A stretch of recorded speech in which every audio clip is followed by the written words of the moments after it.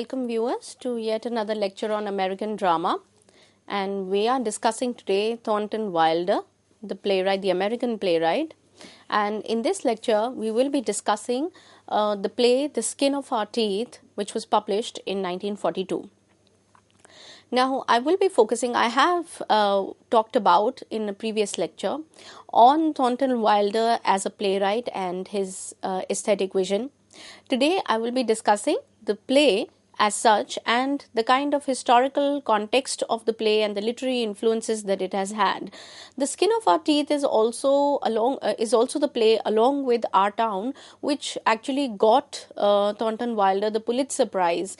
And this play it's interesting if you look at the kind of the historical context of this play, because you find that this play was actually completed. He began writing this play in about 1939 and 40. This is exactly when that the Second World War has begun.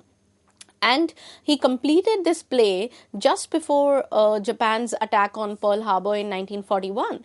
And the play was performed in 1942. So right in the middle of the war years, he is spinning this tale about a family. And we'll come to the details, the synopsis of the play.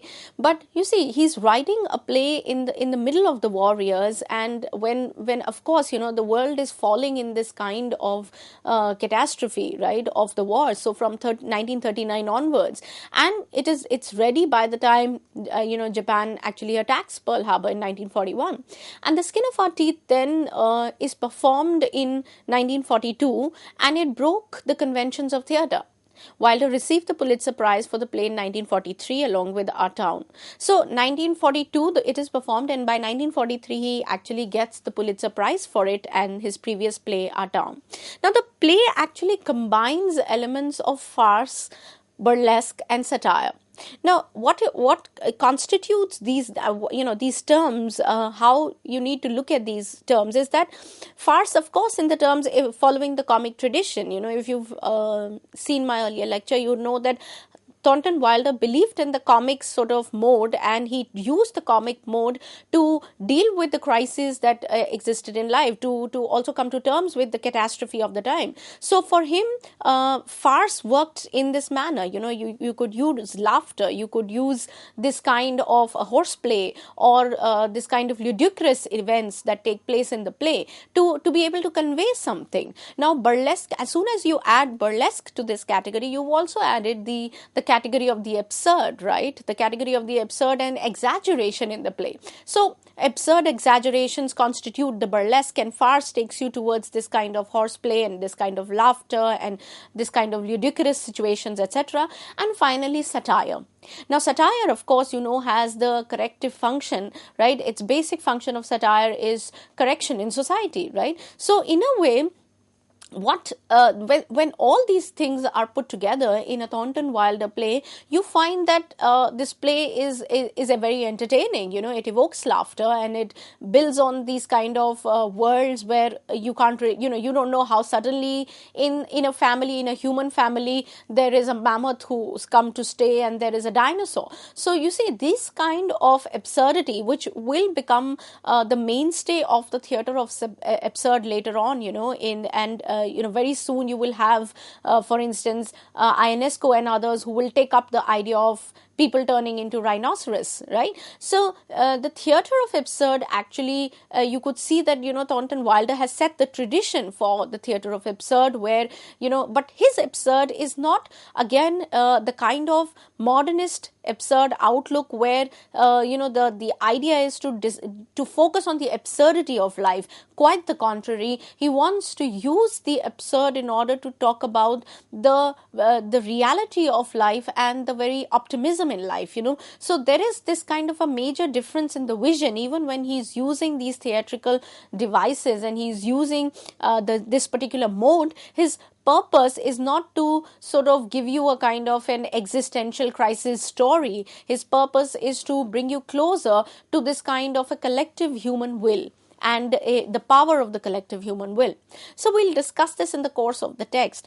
But For the play, actually, Wilder acknowledged the influence of James Joyce's Finnegan's Wake, and in fact, some critics have gone on to say that it is Finnegan's Wake in the dramatic form that is presented here in Wilder's play. Now, while Finnegan's Wake of James Joyce actually experimented with, the English language, and it also rejected the conventional genre of the time, the play, like the novel, actually offers this kind of a comic vision in the middle of chaos, where chaos is depicted through humor and laughter. So there is there is an acknowledgement of the chaos, but the agency to deal with that chaos is not a kind of any melodrama or melancholic note. Rather, it is humor and laughter. So that also is at the center of things. One makes sense of catastrophe actually in a Thornton Wilder play through humor. It is through humor that you actually make sense of this catastrophe that takes shape or that takes place on the stage. Now, to focus very simply on the play itself, you find that the play The Skin of Our Teeth really is, was published in 1942, but this actually is about a family life at one level. So the play opens with a series of announcements that are given, and this is a part of Wilder's Stagecraft also. The play actually opens with a series of announcements that are made, to us, and this is no character. There is somebody in the background with a voiceover, and this has been interpreted in so many ways. Sometimes it's a news anchor that you see if you're seeing a production, but on the stage you can only see the voiceovers and announcement as if news is being given to us from a news channel. And there are slides that come up on the curtain, and you can see some screens, some pictures are projected over there. So the play actually opens with a series of these announcements and screen slides that on stage, where before actually the characters enter the scene. And then these announcements at the beginning actually work as a kind of preface to what's going to follow, right? They also add humor to depictions. You can already see that the tone is very satirical, right? That there is exaggeration in the, in the depictions, and there is exaggeration in the tone of the news anchor, for instance, who introduces to us the Antrobus family as if they were the greatest family of America. Now, in this exaggeration itself, humor is inbuilt. So we are introduced by this voiceover to the Antrobus family, first through these announcements and later on through the maid of the house, Sabina. So that's very interesting, that first you see pictures of this family given to us through announcement, and then the first character who enters the stage is the maid, who gives us a sense of a kind of anecdotal history of the Antrobus family, where it's a simple family of a patriarch Antrobus married to Mrs. Antrobus, and then they have 2 children. So, she gives these personal anecdotes about each characters as soon as we enter the play. Very soon, the audience realizes that the play actually projects 2 time periods. There is the Antrobus family that is living in a prehistoric time, and also at the same time in the suburbs of New Jersey.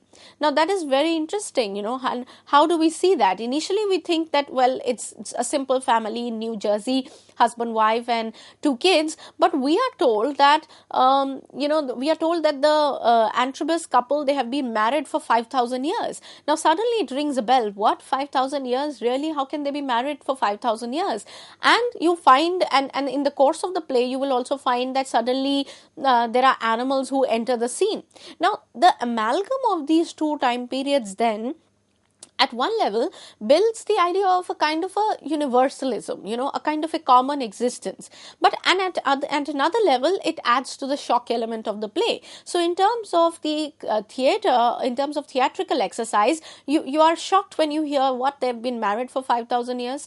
You are shocked when you see a dinosaur entering a living room. So it enters, so at one level, there is a kind of a universalism that he's trying to focus, but at the same time, he's adding these devices to shock the audience and to keep them on their toes, and just to not soothe them within quotes, because his drama is not to make the people sort of lull them to sleep. His drama is to bring them back to life and to make them question what they see around themselves. So the existence of the mammoth in the living room and the dinosaur as pets of the family. The Mrs. Antrobus actually asks Sabina in the play, have you milked the mammoth? So in that sense, and Sabina is somebody, she says, I don't even understand what this play is about.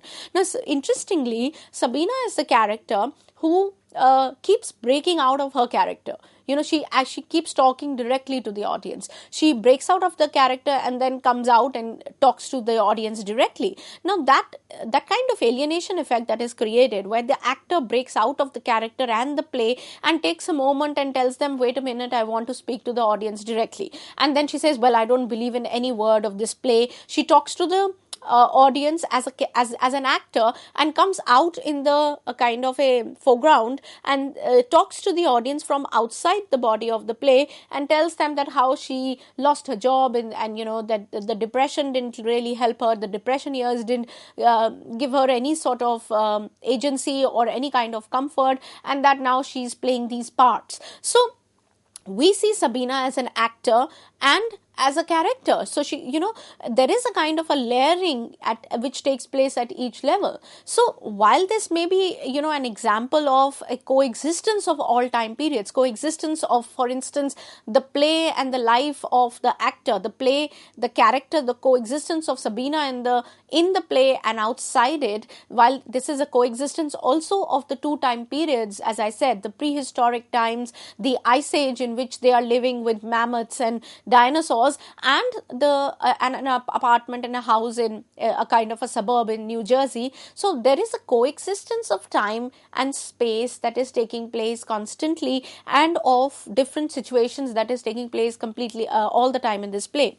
Now it makes it absurd also, but at the same time, it is a kind of it has a larger vision that the playwright is trying to give to us, that of a kind of human endurance and human fate, that and human hope and aspiration, that whatever age we have been in, there is a sense of progression. We come to the starting point, everything gets destroyed, but then we begin again. So there is this sense of undying sort of optimism in beginning again, in this hope and the passion to live, to rebuild, that you see in, for instance, Mr. Antrobus. Now, the characterization of these, when you come to this character family, is not like this is a perfect family, even though it has been projected around, the lines of Adam and Eve, and they're sort of the first family on earth, even though, there are constant references of the kind that the Mr. Antrobus and Mrs. Antrobus as a family, they have been living through these 5,000, 6,000 years, and they have seen the ice age, and they have seen the deluge, and they have seen the war, and now they've been able to come out of all three as individuals who are ready to rebuild society, right? So even though they are seen in this light of Adam and Eve, sort of biblical reference, in fact, the skin of our teeth is a phrase from the Bible itself. So even though this biblical reference is there, it's not like the characters are free from any kind of guilt or any kind of flaw. Mr. Antrobus is seen to be very easily seduced by Sabina and later Lily in the second act. So he also decides to divorce Mrs. Antrobus and move forward with his life. So, and Mrs. Antrobus is also quite she is very selfish when it comes to her own children. Sabina tells us that if it would save the child, then she would kill anybody for him or her. So in a way, these characters have their own flaws, and yet these characters have a sense of faith in working together. And Mrs. Antrobus, in fact, refers to this promise of Mr. Antrobus, which is given to her. She says that, well, we have been able to carry on through these ages, not because you loved me or I loved you, or not because, we have been just married, but because of the promise you made and I made to stick through it and to work through it. So there is a sense of this kind of faith in togetherness that is highlighted throughout in the text. In fact, you find that when in the first act, which is about the ice age and how they are being now how it's become so cold in the middle of August that people are dying because of the cold, and nobody is able to move anywhere, and Mrs. Antrobus is trying to just get the fire on with breaking the chairs and getting any wood that is available in the house. You find that even in the midst of this crisis, Mr. Antrobus actually lets in a whole lot of people, a group of tramps, doctors, philosophers, scholars who have bbeen stranded in this kind of cold, and he tells his wife, even when the wife says that there is not much for us to eat, he says that I do not want to survive only by myself. What is the point if I cannot save and help these people? I want to bring them home inside and get them a shelter. So he lets all the tramps in, he lets all sorts of people in from all various walks of life enter. There are musicians who are singing. So in a way, he's able to build a mini sort of society and a community in his house, and this house the Antrobus family house withstands the ice age. It later on also they're able to withstand the storm, and finally the deluge, and also towards the end the war. Even though the house is in tatters, that they have been able to come out of these catastrophes. So the family life of the Antrobus family remains the central point or the central consciousness of the play, really. And the family becomes representative of actually every family. It's in a way allegorical in that sense, the play, because he's not talking about a family. It is like every man. It's like every family. So the Antrobus family is actually the every family in this play. And by extension, it is the human species. It represents the human species as a subspecies of the mammals. In the second act, when there is another person who's announcing the Mr. Antrobus and Mrs. Antrobus, they actually call them the mammals, the first of mammals. So there is a kind of a connection with other mammals that is being identified here, where human species is one species along with the others, and they connect at a deeper level.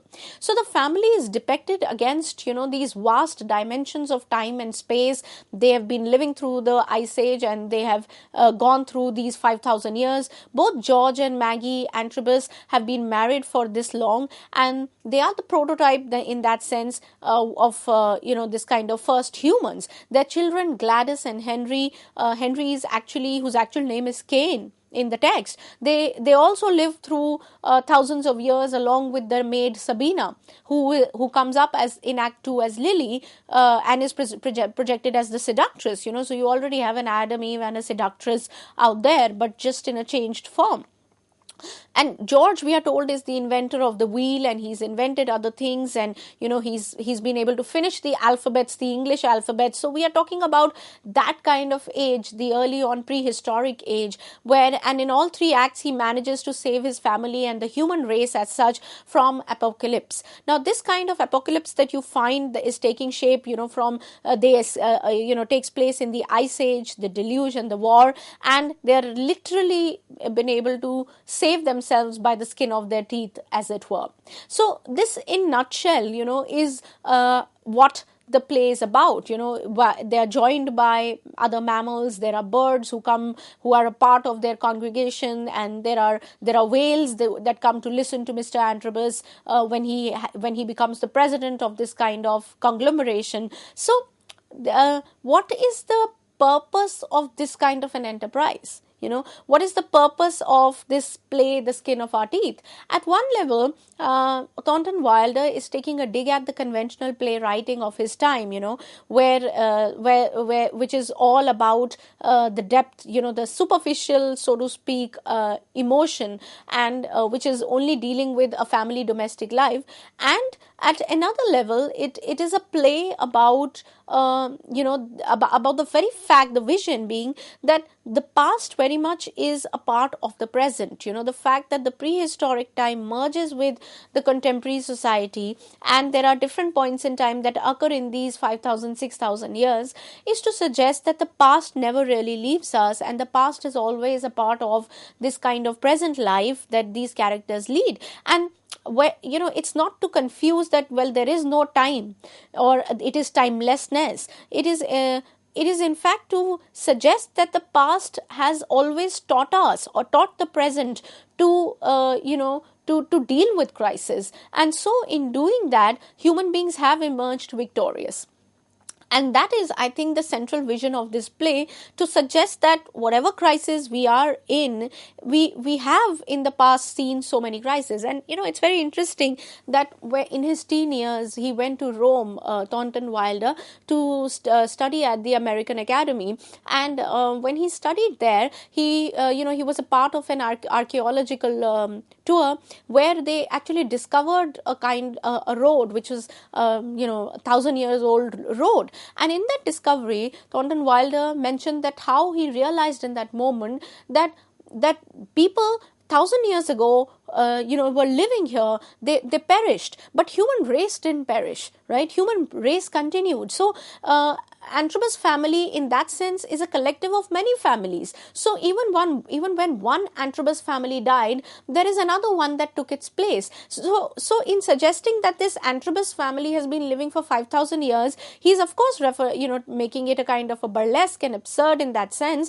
But at the same time, he wants to focus on this kind of a larger human race that continues to live and has lived. So the people who walked on that road 1,000 years ago were not very different from Thornton Wilder later on, who walked on that same road, and that they were connected by a deeper truth of their living, of their species, and not just at the level of human beings, who were limited to that time and place. So, and it is also not to discount the fact that historicity doesn't matter. Now, he's obviously not directly polemical in his plays, like the playwrights of his time. But, there is a moment in the text when Sabina, for instance, says that we have just come out of the depression years and we've been able to barely come out of it by the skin of our teeth. So there is a suggestion that the depression years have hit these actors who are playing a part and playing a drama which is about human frailty, about human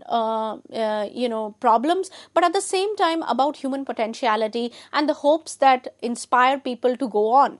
In fact, towards the end of the play, Mr. Antrobus for the first time tells Mrs. Antrobus that this is the first time after the war that I'm feeling that I don't feel up to it. I don't feel that I can rebuild society. And both Gladys and Mrs. Antrobus in that moment tell them that, we will get over anything. You only have to tell us that there is hope, that you cannot tell us that there is no hope. So hope in a way keeps them going in that sense. So this is the larger actually vision of this play that must be kept in mind while there are other things that keep going on in the text. Now, to focus for a couple of moments on the stagecraft of this play, I'd like you to remember that Sabina in the play keeps breaking out of character and speaks to us directly, as I said. Now, this disruption actually creates distance from the scene that is depicted on stage. But it also adds a dimension of the actor who's playing the part. Now, we see a play actually in the making. It's very interesting if you see the kind of stagecraft that takes place here. We actually see a play which is in the making, as it were. There are stage managers who suddenly come in. Sabina says, I'm not going to play this particular scene because this is very anti-women. It's about how husbands get over their wives in 7 years. She says, I refuse to play this part. So, as an actor, she is rebelling against the script right in the middle of the play, and stage managers come in and tell her that we are going to sue you for this, etc. So there are arguments that take place in the production itself, and we understand how production is taking place. So the stage managers come on stage, characters break out from their part and talk like actors. The scenes are interrupted constantly by actors, and in fact, makeshift actors are brought in. Right in the middle of the play, we are told that, some characters have fallen ill, so we must, audience, we apologize, but then you must make do with these makeshift characters. So the makeup man, who has already probably seen the rehearsals, agrees to play a part that he has never played, and there is a attendant who comes in. So there are these makeshift actors who come in and they start playing the part. What is more, we actually see rehearsal within the play. So the stage manager comes up on the stage to tell the audience that sorry about it, but we need to also rehearse with the new actors because our actual actors have fallen in. So they say that we are going to rehearse in the play within the play. So if you want, you can go out for a break or you can sit through it. So, and the curtains remain up. So, the idea that the play is not just a kind of a story boxed in a kind of museum and is still much like a movie, for instance, where you cannot make these changes. Thornton Wilder actually believes in the very dynamic of the play. So he will show you rehearsals within the body of the play, in the course of the play, and the audience is just barely asked to bear with it. So what is also interesting is that in the third act, Henry also in the third act, he breaks out of the character and becomes aggressive in the scene where he's supposed to strangle his father, Mr. Antrobus, right? And the scene actually has autobiographical notes because Thornton Wilder himself felt stifled by his father's puritanical beliefs and bullying.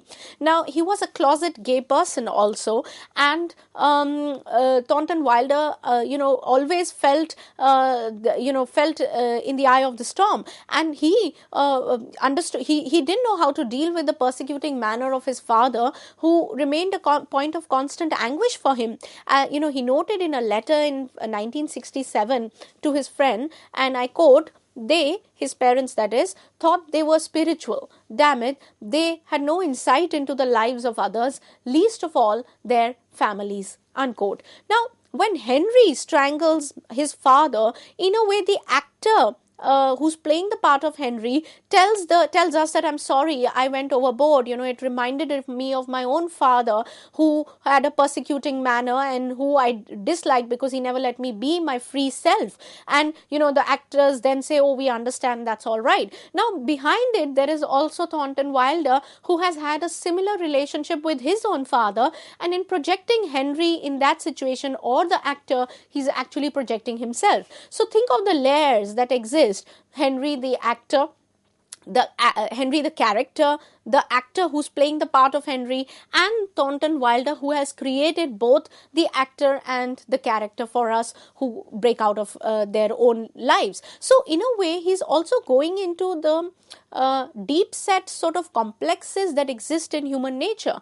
Even though, Thornton Wilder is not known to be a psychological sort of a playwright. He doesn't really go into the psychology. He's more into, he's more philosophical in that sense. Philosophical only in the sense of his general comment on life, and the kind of, this kind of Plato's idea that he tries to incorporate of recollecting. He says that theatre actually makes us recollect our life. It reminds us what we already know. So in a way, his ideas are more philosophical, and he tries to build that in his own theatre, that the theatre has this very important part to play of reminding the audience what it actually already knows, but is not aware of, is not sufficiently aware of. So his is a more philosophical tract, but even in such, in the plays, there is a psychological dimension which he touches on but doesn't really enter entirely. So he throws a hint at us. There is suggestion of the psychological, but not a kind of a extensive dealing with the entire phenomenon. So I think the plays of Thornton Wilder have more to offer than a kind of just slapstick comedy or just a kind of a burlesque. And if read, in the kind of layers that the play or the plays offer, you'll find more philosophical, psychological material in them, and also polemical at a more deeper level than you would, otherwise have found at a kind of as a layman reading. So with this, I'd like to close my discussion on Thornton Wilder today, and I'll be seeing you for another lecture very soon on American drama. Thank you.